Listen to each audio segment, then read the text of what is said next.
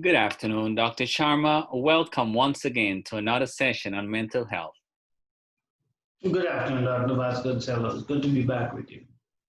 Doc, today is July 24, 2020, and we are in the middle of a pandemic. And so far, we've had worldwide over 15 million people infected with COVID-19, of which over 640,000 people have died.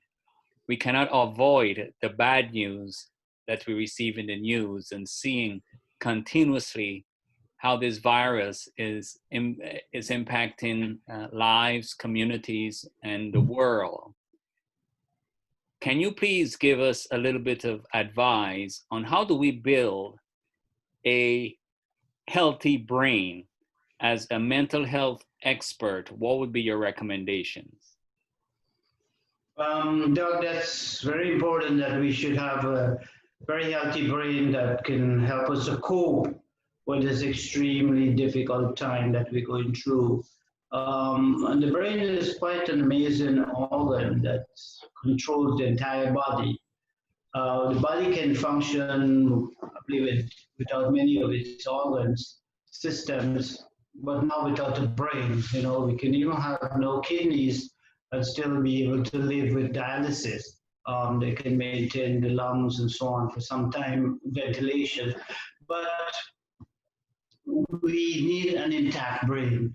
And the brain functions in several important ways to keep the whole body system intact. So it's a central computer, but it's extremely intricate because it's linked to all the body systems, yet it has its mind of its own, so it's quite an amazing system that's very complex and it interacts with each other. There's a right brain, there's a left brain that they talk about as if they're separate, but they're all interlinked and they're connected up.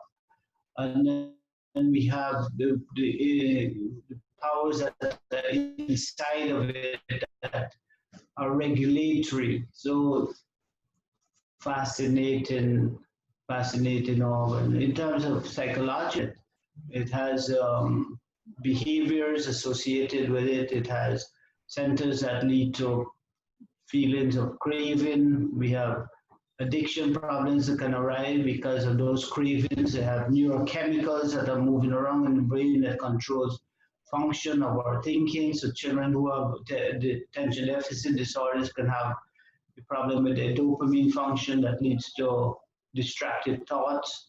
So very, very fascinating. Some conditions arise because of its inability to bring electrical side of it. So seizure disorders can arise if the electrical activity goes bad.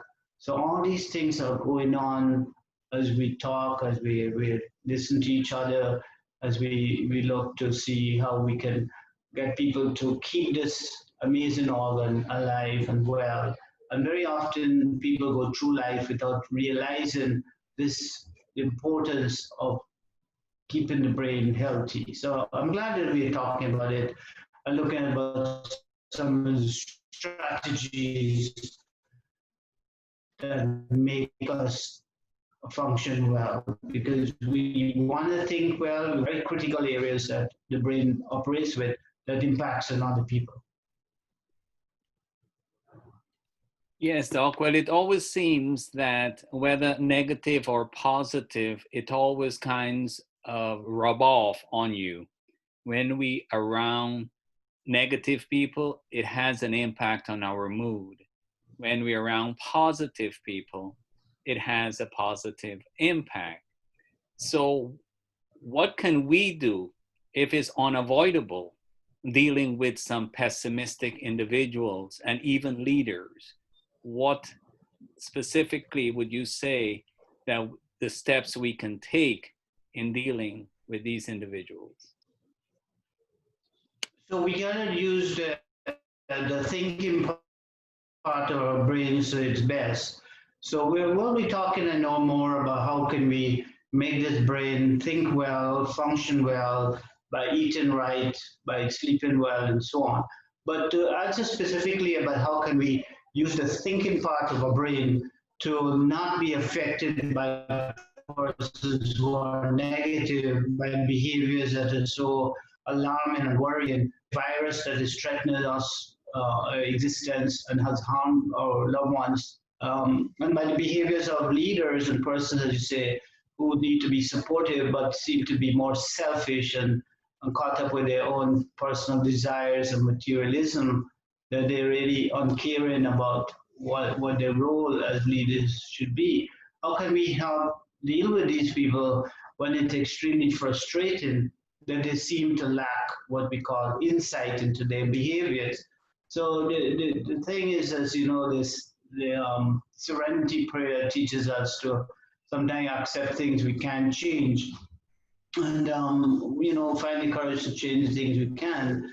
But if we can't, we have to know that there's a point that we should not allow ourselves to become frustrated.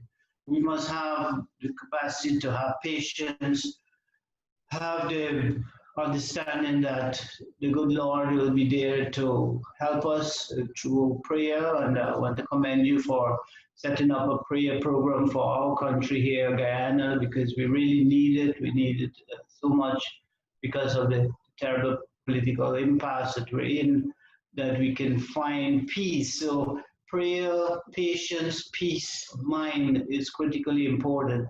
We can't have peace of mind if we're frustrated. I'm frustrated by people who have no ability to listen, they're not understanding, and they're not willing to change. So generally across the board, when we meet these type of people, we have to tell ourselves, I need to be extremely patient. It's like dealing with a child who is, say, a 3-year-old who is like a big person. They want their own way. They're trying for autonomy. They're trying to be independent. They're trying to exert their will, but they're not. And we got to see it as an adult. I'm dealing with a child. I'm not dealing with a big person here, even though they're behaving so oppositional and difficult. I can't go and beat up this person to get this child to follow what I'm asking them to do, especially if they're throwing a temper tantrum. It's not right. And you see that sometimes with adults where they're fighting these kids when they're having a tantrum, as if it's a battle of wills. So it's not. We're dealing with a child, and we got to say, no, this is the way it's going to be. And if you're not going to follow what I'm saying, then we're going to have a timeout period and so on. I hope that they realize that they come to their senses. In some ways, we got to do that with these adults who are behaving like 3-year-olds. The problem is they're not 3-year-olds. They're adults, but the brain level and the brain is operating at that level. So it requires a lot of patience and tolerance. And say, once I know this adult has good intellect, has good capacity to function in this particular area that I'm seeing a problem, I need to be very patient with them. I need to use strategies of education, showing them the facts, the truth, what we call the evidence, and hoping that that will persuade them that their thinking that is not right. Now, if you are dealing with somebody who is what we call psychotic, where they're having a psychosis and they're so delusional, they believe to themselves a fact that is untrue, but then to them it's true, then reasoning with that person not going to work, dog. I'm telling you that if it's that situation where we have somebody who is so delusional that every person around them is saying that this is not as you see it, then that person needs to get some medical help. You know, it means that they've reached a point where they've lost the capacity for reasoning, and it's not patience anymore. It's seeking help because the behavior of that person will affect others, will impact people, will can harm people. We can't just say, well, this is an adult, they seem to be in control of a country or a system. When Hitler was doing his wickedness, persons were watching it like if it was, yeah, allowable because, he seemed to be talking well. He was very charismatic in his speeches.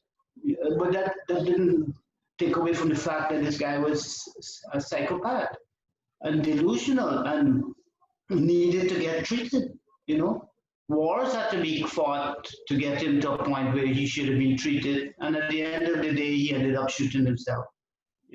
Could have saved everybody misery by removing this man and put him into a treatment center. So I think we need to be more forceful when it comes to dealing with adults who should be responsible. Yes, we can use the path of being patient, but if we're dealing with somebody whose actions are impacting negatively on others and who seem to be unwilling to listen to reason from advisory bodies, everyone, uh, there must be some other course that I suggest, and I would say let us look at the path of treatment. You know. Doc, thank you so much. It's so important. You tend to emphasize over and over the importance of there is help. If someone feels that they do have an issue of mental health, they can help themselves by seeking help. We may not have control over other people, especially leaders, but at least we have control over our own mind. And we can begin building a healthy mind by turning to people like you and finding a way to get help, to get it from the right individuals, the ones that are competent and know what they're doing. Any final thoughts, Doc? Well, yeah, they should get help, but you see, sometimes the person doesn't accept that they have a problem. And because they look okay, when somebody goes psychotic, they don't look necessarily deranged. So they may be looking all right. They may be talking as if they're very reasonable and rational, but they're extremely rational. And I think that's where the system has to start doing more. Too many times we are just laid back and say, we're going to act only when this person acts out, but the acting out may never come. It could be in a very passive, destructive way where it's affecting people. So we don't have to wait for behavioral explosions. We've seen explosions of the mind of persons or the thinking of persons that are negatively impacted on. And I think that's the point I'm making, that we should start to think about how can we influence change, how can we address those people that are so extremely negative that they become destructive to others without becoming physically destructive. They're emotionally destructive. But they can be emotionally destructive in a home setting by the words they use, by those negative, critical words that they use to their partner, to their spouse, to their children. It has to stop now. It has to stop. But I want to again commend you on taking on the prayer program today for Guyana. I know it's at 7 p.m. tonight. I look forward to zooming in on that, and we will hopefully have many people praying for these persons who need to find some guiding light that will say to them, get some help, make the change. Well, Doc, thank you so much. We do look forward to that prayer meeting tonight at 6 p.m. Eastern 6 p.m. time. Yes. And so we look forward to that. And sometimes the best person to turn to is to God. And so we look forward to the prayer meeting tonight for Guyana. May God bless you, and I'll see you soon. Thank you.